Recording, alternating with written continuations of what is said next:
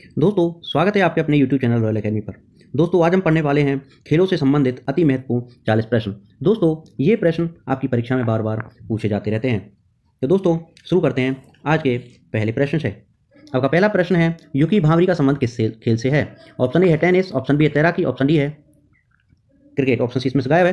दोस्तों इसका सही आंसर हो जाएगा ऑप्शन नंबर ए टेनिस। तो दोस्तों युकी भावरी का संबंध टेनिस खेल से संबंधित है। अगला प्रश्न है आपका, अर्जुन पुरस्कार किस क्षेत्र में उत्कृष्टता के लिए प्रदान किए जाते हैं? दोस्तों ऑप्शन ए है सिनेमा, ऑप्शन बी है साहित्य, ऑप्शन सी है खेलकूद और ऑप्शन डी है विज्ञान। तो दोस्तों अर्जुन पुरस्कार आपके खेलकूद में दिए जाते हैं, तो ऑप्शन सी आपका सही आंसर हो जाएगा। अगला प्रश्न है, DCM ट्रॉफी का संबंध किस खेल से है? दोस्तों ऑप्शन ए है हॉकी, ऑप्शन बी है क्रिकेट, ऑप्शन सी है फुटबॉल और ऑप्शन डी है गोल्फ। तो दोस्तों आपका सही आंसर हो जाएगा ऑप्शन नंबर सी फुटबॉल। तो दोस्तों DCM ट्रॉफी का संबंध फुटबॉल से है। अगला प्रश्न है आपका, माइकल फेल्प्स किस खेल से संबंधित हैं?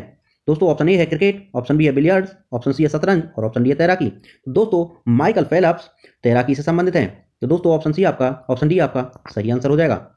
अगला प्रश्न है, अर्जुन पुरस्कार कब प्रारंभ हुआ? तो दोस्तों ऑप्शन ए है 1989, ऑप्शन बी है 1899, ऑप्शन सी है 1961, ऑप्शन डी है 1997। तो दोस्तों सही आंसर हो जाएगा ऑप्शन नंबर सी 1961। तो दोस्तों अर्जुन पुरस्कार की शुरुआत वर्ष 1961 में हुई थी। अगला प्रश्न है आपका, सर डॉन ब्रैडमैन ने किस खेल में अंतर्राष्ट्रीय ख्याति प्राप्त की थी? तो दोस्तों ऑप्शन ए है फुटबॉल, ऑप्शन बी है मुक्केबाजी, ऑप्शन सी है क्रिकेट और ऑप्शन डी है शतरंज। तो दोस्तों डॉन ब्रैडमैन एक महान क्रिकेटर हुआ करते थे। अगला प्रश्न है आपका, भारत के किस निशानेबाज ने लंदन ओलंपिक खेलों 2012 में रजत पदक प्राप्त किया था? दोस्तों option A Vijay Kumar, option B है राज्यवर्धन सिंह राठौर, ऑप्शन सी है मानवजीत सिंह संधू, ऑप्शन डी है समरेश जंग। तो दोस्तों आपका सही आंसर हो जाएगा ऑप्शन नंबर ए विजय कुमार। तो दोस्तों विजय कुमार ने लंदन ओलंपिक 2012 में रजत प्राप्त किया था। अगला प्रश्न है, स्पर्श रेखा किस खेल से संबंधित है? दोस्तों अति महत्वपूर्ण इंपोर्टेंट, बहुत ज़्यादा इंपोर्टेंट प्रश्न है ये। ऑप्शन ए है तैराकी, ऑप्शन बी है कबड्डी, ऑप्शन सी है फुटबॉल और ऑप्शन डी है मुक्केबाजी। तो दोस्तों सही आंसर हो जाएगा ऑप्शन नंबर बी कबड्डी। तो दोस्तों जो स्पर्श रेखा है वह आपके कबड्डी खेल से संबंधित है। अगला प्रश्न है आपका, ऑस्ट्रेलियाई ओपन टेनिस 2012 के पुरुष एकल विजेता कौन है? तो दोस्तों ऑप्शन ए है नोवाक जोकोविच, ऑप्शन बी है राज्यवर्धन सिंह राठौर, ऑप्शन सी है मैस्क मिर्नोई, ऑप्शन डी है इनमें से कोई नहीं। तो दोस्तों सही आंसर हो जाएगा ऑप्शन नंबर ए नोवाक जोकोविच। तो दोस्तों ऑस्ट्रेलियाई ओपन टेनिस 2012 का पुरुष एकल विजेता नोवाक जोकोविच था। अगला प्रश्न है आपका, 3 सेकंड्स किस खेल से संबंधित है? दोस्तों ऑप्शन ए है मुक्केबाजी, ऑप्शन बी है बास्केटबॉल, ऑप्शन सी है बिलियर्ड्स और ऑप्शन डी इनमें से कोई नहीं। दोस्तों सही आंसर हो जाएगा ऑप्शन नंबर बी बास्केटबॉल। तो दोस्तों 3 सेकंड्स बास्केटबॉल खेल से संबंधित है। अगला प्रश्न आपका, ईरानी कप का संबंध निम्नलिखित में से किस खेल से है? तो दोस्तों ऑप्शन ए है आपका हॉकी, ऑप्शन बी है पोलो, ऑप्शन सी है क्रिकेट, ऑप्शन डी है फुटबॉल। तो दोस्तों सही आंसर हो जाएगा ऑप्शन नंबर सी क्रिकेट। तो दोस्तों ईरानी कप क्रिकेट खेल से संबंधित है। अगला प्रश्न आपका, सानिया मिर्जा निम्नलिखित में से किस खेल से के लिए चर्चित है? दोस्तों ऑप्शन ए है आपका एथलेटिक्स, ऑप्शन बी है आपका लॉन टेनिस, ऑप्शन सी आपका बास्केटबॉल, ऑप्शन डी है इनमें से कोई नहीं। तो दोस्तों सही आंसर हो जाएगा आपका लॉन टेनिस। तो दोस्तों सानिया मिर्जा एक विख्यात लॉन टेनिस प्लेयर हैं। अगला प्रश्न आपका, अपरकट किस खेल से संबंधित है? दोस्तों ऑप्शन ए है बास्केटबॉल, ऑप्शन बी है क्रिकेट और ऑप्शन सी है तैराकी और ऑप्शन डी है इनमें से कोई नहीं।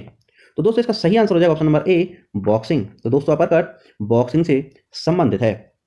अगला प्रश्न है, खो खो में कितनी क्रॉस लेंस होती हैं? तो दोस्तों ऑप्शन ए है 5, ऑप्शन बी है 8, ऑप्शन सी है 11 और ऑप्शन डी है 9। तो दोस्तों सही आंसर हो जाएगा ऑप्शन नंबर बी 8। तो दोस्तों खो खो में 8 क्रॉस लेंस होती हैं। अगला प्रश्न है आपका, हॉकी का जादूगर किसे कहा जाता है? दोस्तों ऑप्शन ए है विजय कुमार, ऑप्शन बी है समरेश जंग, ऑप्शन सी है मेजर ध्यानचंद, ऑप्शन डी इनमें से कोई नहीं। तो दोस्तों सही आंसर हो जाएगा option number C major Dhyan Chand. तो दोस्तों हॉकी का जादूगर मेजर ध्यानचंद को कहा जाता है। अगला प्रश्न है, निम्नलिखित में से कौन हॉकी का खिलाड़ी नहीं है? तो दोस्तों ऑप्शन ए है पृथ्वीपाल सिंह, ऑप्शन बी है अशोक कुमार, ऑप्शन सी है GS रामचंद्र और ऑप्शन डी है बलवीर। तो दोस्तों इसका सही आंसर हो जाएगा option number C GS Ramchandra. तो दोस्तों इनमें से GS रामचंद्र हॉकी के खिलाड़ी नहीं है, क्योंकि पृथ्वीपाल सिंह, अशोक कुमार और बलवीर सिंह हॉकी के खिलाड़ी हैं। अगला प्रश्न आपका, किस खिलाड़ी को वर्ष 2012 का राजीव गांधी खेल रत्न सम्मान प्राप्त किया गया है? ऑप्शन ए है योगेश्वर दत्त, ऑप्शन बी है सुशील कुमार, ऑप्शन सी है विजय कुमार और ऑप्शन डी है विजेंदर सिंह। दोस्तों सही आंसर हो जाएगा option number A Yogeshwar Dutt. तो दोस्तों योगेश्वर दत्त एक हरियाणा के खिलाड़ी हैं। और ये कुश्ती लड़ते हैं। अगला सवाल है आपका, अंतर्राष्ट्रीय ओलंपिक समिति के अध्यक्ष कौन है? तो दोस्तों ऑप्शन ए है जॉर्ज बुश, ऑप्शन बी है जैक्स रोगे, ऑप्शन सी है जाफ हावर्थ और ऑप्शन डी है किम ह्यूज। तो दोस्तों सही आंसर हो जाएगा ऑप्शन नंबर बी, जैक्स रोगे। अगला सवाल है आपका, लंदन में 2012 में आयोजित 30वें ओलंपिक में सर्वाधिक स्वर्ण पदक किस देश ने जीते थे? तो दोस्तों ऑप्शन ए है अमेरिका, ऑप्शन बी है चीन, ऑप्शन सी है जापान और ऑप्शन डी है रूस। तो दोस्तों सही आंसर हो जाएगा ऑप्शन नंबर ए, अमेरिका। दोस्तों अगला प्रश्न आपका, कनाडा का राष्ट्रीय खेल क्या है? तो दोस्तों ऑप्शन ए है बेसबॉल, ऑप्शन बी है आइस हॉकी, ऑप्शन सी है फुटबॉल और ऑप्शन डी इनमें से कोई नहीं। तो दोस्तों आपका सही आंसर हो जाएगा option number B, ice hockey. तो दोस्तों कनाडा का राष्ट्रीय खेल आइस हॉकी है। अगला प्रश्न आपका, संयुक्त राज्य अमेरिका का राष्ट्रीय खेल क्या है? दोस्तों ऑप्शन ए है आइस हॉकी, ऑप्शन बी है फुटबॉल, ऑप्शन सी है बेसबॉल और ऑप्शन डी है हैंडबॉल। तो दोस्तों ऑप्शन सी आपका सही आंसर हो जाएगा, बेसबॉल। तो दोस्तों संयुक्त राज्य अमेरिका का राष्ट्रीय खेल बेसबॉल है। अगला प्रश्न आपका, भारत का राष्ट्रीय खेल क्या है? दोस्तों ऑप्शन ए है कबड्डी, ऑप्शन बी है क्रिकेट, ऑप्शन सी है शतरंज और ऑप्शन डी है हॉकी। दोस्तों सही आंसर हो जाएगा ऑप्शन नंबर डी, हॉकी। तो दोस्तों भारत और पाकिस्तान दोनों का ही राष्ट्रीय खेल हॉकी है। अगला प्रश्न आपका, जापान का राष्ट्रीय खेल क्या है? तो दोस्तों ऑप्शन ए है क्रिकेट, ऑप्शन बी है कबड्डी, ऑप्शन सी है शतरंज और ऑप्शन डी है जूडो। तो दोस्तों सही आंसर हो जाएगा ऑप्शन नंबर डी, जूडो। तो दोस्तों जापान का राष्ट्रीय खेल जूडो कराटे है, जूडो। अगला सवाल आपका, पोलो खेल का प्रचलन भारत के किस राज्य में हुआ? तो दोस्तों ऑप्शन ए है बिहार, ऑप्शन बी है मणिपुर, ऑप्शन सी है असम और ऑप्शन डी है कर्नाटका। तो दोस्तों सही आंसर हो जाएगा ऑप्शन नंबर बी, मणिपुर। तो दोस्तों पोलो खेल का प्रचलन भारत में मणिपुर राज्य से हुआ। अगला प्रश्न आपका, भारत में पोलो खेल का प्रचलन किसने प्रारंभ किया? तो दोस्तों ऑप्शन ए है तुर्क, ऑप्शन बी है पुर्तगाली, ऑप्शन सी है यूनानी और ऑप्शन डी इनमें से कोई नहीं। दोस्तों सही आंसर हो जाएगा ऑप्शन नंबर ए, तुर्क। तो दोस्तों भारत में पोलो खेल का प्रचलन तुर्कों ने शुरू किया था। अगला प्रश्न आपका, कबड्डी खेल का जन्मदाता देश किसे कहा जाता है? ऑप्शन ए है चीन, ऑप्शन बी है जापान, ऑप्शन सी है भारत और ऑप्शन डी है रूस। तो दोस्तों कबड्डी खेल का जन्मदाता कहा जाता है ऑप्शन नंबर सी, भारत को। तो आपका ऑप्शन नंबर सी सही हो जाएगा। अगला सवाल है आपका, शतरंज खेल का जन्मदाता देश किसे कहा जाता है? दोस्तों ऑप्शन ए है भारत, ऑप्शन बी है जापान, ऑप्शन सी है चीन और ऑप्शन डी इंग्लैंड। तो दोस्तों सही आंसर हो जाएगा ऑप्शन नंबर ए, भारत। तो दोस्तों शतरंज खेल का जन्मदाता देश भी भारत ही है। अगला सवाल आपका, क्रिकेट खेल का जन्मदाता देश किसे कहा जाता है? ऑप्शन ए है जापान, ऑप्शन बी है इंग्लैंड, ऑप्शन सी है चीन और ऑप्शन डी इनमें से कोई नहीं। तो दोस्तों सही आंसर हो जाएगा ऑप्शन नंबर बी, इंग्लैंड। तो दोस्तों क्रिकेट खेल का जन्मदाता इंग्लैंड देश को कहा जाता है। दोस्तों यदि अभी तक आपने चैनल को सब्सक्राइब नहीं किया तो सब्सक्राइब कर लीजिए और बेल आइकन प्रेस कर लीजिए ताकि आने वाली वीडियो का लिंक सबसे पहले आपके पास पहुंचे और आप सबसे पहले वीडियो को देखें। अगला प्रश्न आपका, क्रिकेट के आधुनिक संस्करण सुपर मैक्स क्रिकेट की शुरुआत कहाँ हुई है? तो दोस्तों ऑप्शन ए है रूस, option B Australia, option C है न्यूजीलैंड और ऑप्शन डी है भारत। तो दोस्तों सही आंसर हो जाएगा ऑप्शन नंबर बी, ऑस्ट्रेलिया। तो दोस्तों सुपर मैक्स क्रिकेट की शुरुआत ऑस्ट्रेलिया में हुई है। अगला प्रश्न आपका, वाटर पोलो में एक पक्ष में खिलाड़ियों की संख्या कितनी होती है? तो दोस्तों ऑप्शन ए है 9, ऑप्शन बी है 10, ऑप्शन सी है 8 और ऑप्शन डी है 7। तो दोस्तों वाटर पोलो के एक पक्ष में खिलाड़ियों की संख्या होती है 7 और दोस्तों दोनों पक्षों में अगर पूछे तो खिलाड़ियों की संख्या हो जाएगी 14। दोस्तों अगला प्रश्न आपका, पोलो में प्रत्येक पक्ष में खिलाड़ियों की संख्या कितनी होती है? पोलो में प्रत्येक पक्ष में खिलाड़ियों की संख्या कितनी होती है? दोस्तों ऑप्शन ए है 3, ऑप्शन बी है 2, ऑप्शन सी है 4 और ऑप्शन डी है 9। दोस्तों अगर पोलो की बात करते हैं तो आपका सही आंसर हो जाएगा ऑप्शन नंबर सी, 4। तो दोस्तों पोलो के एक पक्ष में खिलाड़ियों की संख्या होती है 4 और दोनों पक्षों में मिला के हो जाएगी 8।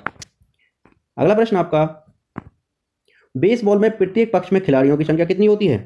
तो दोस्तों ऑप्शन ए है 7, ऑप्शन बी है 9, ऑप्शन सी है 11 और ऑप्शन डी है 6। दोस्तों सही आंसर हो जाएगा ऑप्शन नंबर बी, 9। तो दोस्तों बेसबॉल में जो प्रत्येक पक्ष में खिलाड़ियों की संख्या होती है वह 9 होती है। अगला प्रश्न आपका, वॉलीबॉल की प्रत्येक टीम में खिलाड़ियों की संख्या कितनी होती है? तो दोस्तों ऑप्शन ए है 6, ऑप्शन बी है 8, ऑप्शन सी है 10 और ऑप्शन डी है 12। तो दोस्तों सही आंसर हो जाएगा ऑप्शन नंबर ए, 6। तो दोस्तों वॉलीबॉल की प्रत्येक टीम में 6 खिलाड़ी होते हैं। अगला प्रश्न आपका, बास्केटबॉल के प्रत्येक पक्ष में खिलाड़ियों की संख्या कितनी होती है? तो दोस्तों ऑप्शन ए है 9, ऑप्शन बी है 10, ऑप्शन सी है 4 और ऑप्शन डी है 5। दोस्तों आपका सही आंसर हो जाएगा ऑप्शन नंबर डी, 5। तो दोस्तों बास्केटबॉल के प्रत्येक पक्ष में खिलाड़ियों की संख्या होती है 5। अगला प्रश्न आपका, निम्नलिखित में से किस खेल की टीम में महिला तथा पुरुष दोनों खिलाड़ी होते हैं? दोस्तों आपका ऑप्शन नंबर ए है बेसबॉल, ऑप्शन बी है सॉफ्टबॉल, ऑप्शन सी है कार्फबॉल और ऑप्शन डी है हैंडबॉल। तो दोस्तों आपका सही आंसर हो जाएगा ऑप्शन नंबर सी। तो दोस्तों कार्फबॉल एक ऐसा गेम होता है जिसमें महिला और पुरुष दोनों खिलाड़ी होते हैं। तो ऑप्शन सी आपका सही आंसर हो जाएगा। अगला प्रश्न आपका, दादा के नाम से जाना जाता है। ऑप्शन ए है ऊधम सिंह, ऑप्शन बी है मेजर ध्यानचंद, ऑप्शन सी है रूप सिंह और ऑप्शन डी है इनमें से कोई नहीं। तो दोस्तों दादा के नाम से जाना जाता है मेजर ध्यानचंद को। तो मेजर ध्यानचंद जी को दादा के नाम से जाना जाता है। ऑप्शन बी आपका सही हो जाएगा। अगला सवाल आपका, किसी अंतर्राष्ट्रीय फुटबॉल मैच की सामान्य समयावधि कितनी होती है। तो दोस्तों किसी भी अंतर्राष्ट्रीय फुटबॉल मैच की जो कुल अवधि होती है वह कितनी होती है। ऑप्शन ए है 45 मिनट, ऑप्शन बी है 60 मिनट, ऑप्शन सी है 80 मिनट और ऑप्शन डी है 90 मिनट। तो दोस्तों सामान्य अंतर्राष्ट्रीय फुटबॉल मैच की जो अवधि होती है वह होती है ऑप्शन नंबर डी 90 मिनट। तो दोस्तों कोई भी सामान्य अंतर्राष्ट्रीय फुटबॉल मैच 90 मिनट तक खेला जाता है। अगला सवाल है, पोल वॉल्ट का बादशाह किसे कहा जाता है। ऑप्शन ए है रियान बोथा, ऑप्शन बी है सर्गेई बुबका, ऑप्शन सी है एम्मा जार्ज और ऑप्शन डी इनमें से कोई नहीं। तो दोस्तों सही आंसर हो जाएगा सर्गेई बुबका। आपका सही आंसर हो जाएगा option number B, Sergey Bubka को पोल्ट बादशाह कहा जाता है, पोल्ट वॉल्ट का बादशाह कहा जाता है।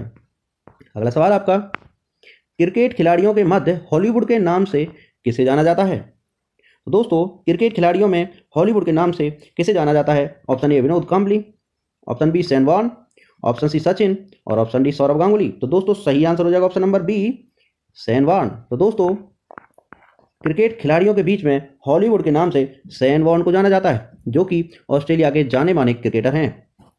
दोस्तों अगला सवाल है आपका, ग्रेट डिलेयर उपनाम से कौन अंतर्राष्ट्रीय क्रिकेट एम्पायर जाना जाता है।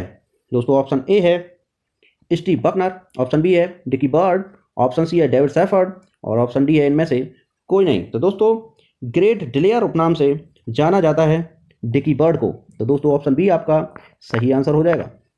तो दोस्तों ये थे अति महत्वपूर्ण खेलों से संबंधित 40 प्रश्न। तो दोस्तों यदि आपने अभी तक चैनल को सब्सक्राइब नहीं किया तो चैनल को सब्सक्राइब कर लीजिए। यदि आपको वीडियो अच्छा लगा है तो लाइक कर दीजिए, सब्सक्राइब कर दीजिए और यदि और ज़्यादा अच्छा लगा है तो अपने 3 दोस्तों के साथ में शेयर कर दीजिए। और दोस्तों जीके और जीएस के एक्सप्लेन्ड टॉपिक वाइज स्टडी के लिए आप हमारे नए चैनल लर्न विद मेहर भाटी को सब्सक्राइब कर लीजिए, क्योंकि वहाँ पर प्रत्येक टॉपिक बहुत ही डिटेल में एक्सप्लेन किया जाता है। तो दोस्तों आज के लिए इतना ही, मिलते हैं नए वीडियो में, तब तक के लिए नमस्कार, थैंक यू।